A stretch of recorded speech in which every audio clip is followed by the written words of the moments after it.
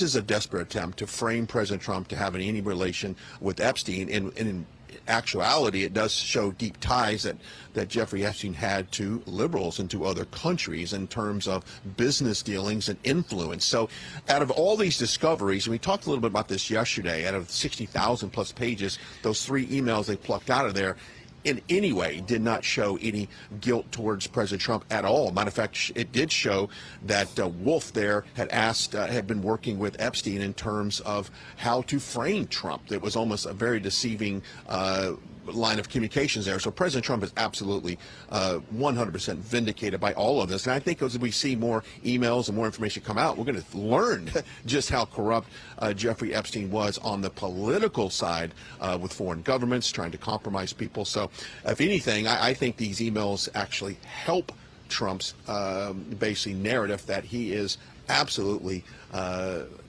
not guilty of any mischievous actions towards anyone involved. Matter of fact, if you remember, he threw Jeffrey Epstein out of his club at Mar-a-Lago once he found out that he was, a kind of a shady character. So if these things will vindicate President Trump, I am 100% sure. But if anything, on the flip side of all of this, I think this sends a message to people that are a victim of rape or any type of sexual abuse that the government and our elected officials will not let those predators hide from being brought into the forefront and prosecuted. So I think this is a good message to anyone that's been involved in a sexual assault, because we cannot let people simply get away with stuff. So hey, Brian, hopefully we'll have a little bit of... Yes, go ahead, Dr. Gina. Real quick follow-up on this, because I think it's really important to know. First of all, Palm Beach is a sunny place for shady people. Let's get that completely through our heads. There are grifters who lurk incessantly, and that is just a fact, and I had to learn that the hard way. I keep learning it, in fact, over and over again.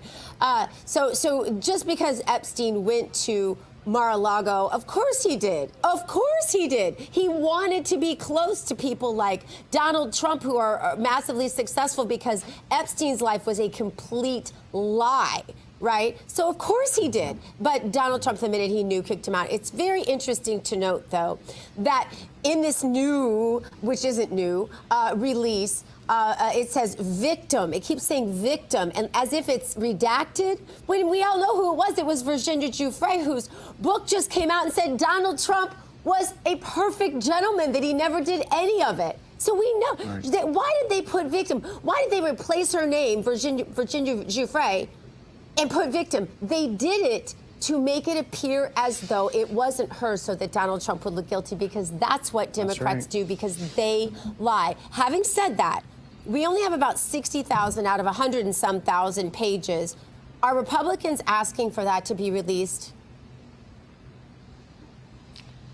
Yes. And I don't know when that vote's going to happen. It could come as early as Monday. I know that there's no official word from the speaker on the terms of that vote, but yes, and I think the more files that are released, the more transparency, the less any type of guilt gets thrown on President Trump. So I 100% agree with you. And we're finding other things in these emails. There's even some on former First Lady Hillary Clinton in regards to some of her relationships with individuals within that White House. Yes, so if they want to release the emails, let's release the emails, because you're going to find some very salacious information that doesn't incriminate President Trump, but actually incriminates a lot of Democrats and other people in foreign governments, which I'm all for exposing that as well. So I do anticipate a vote happening probably as soon as Monday. I would say no later than Wednesday of next week.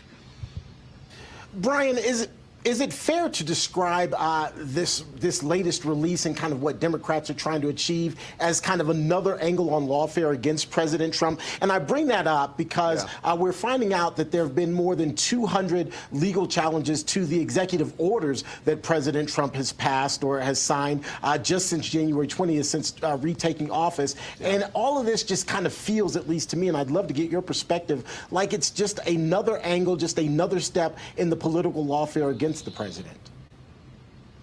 Yeah, one of the arguments, Terrence, that's a great point. One of the arguments is, where was all these people back the last 4 years, the last, I could say 10 years or 8 years? Why is this being brought up now? And it comes on the heels of the Sumer shutdown to kind of take a little bit of the victory away from the President Trump. Now, over 300 plus lawsuits filed against states' attorney generals, most of them, Terrence, in regards to the immigration policies, of course, the deployment of, National Guard around the country and other immigration issues. So, yeah, this is just a part of the plan, and we've seen this before from the Democrat playbook of trying to stop Trump through the courts, although that everything he's doing seems to be through the justification of his office.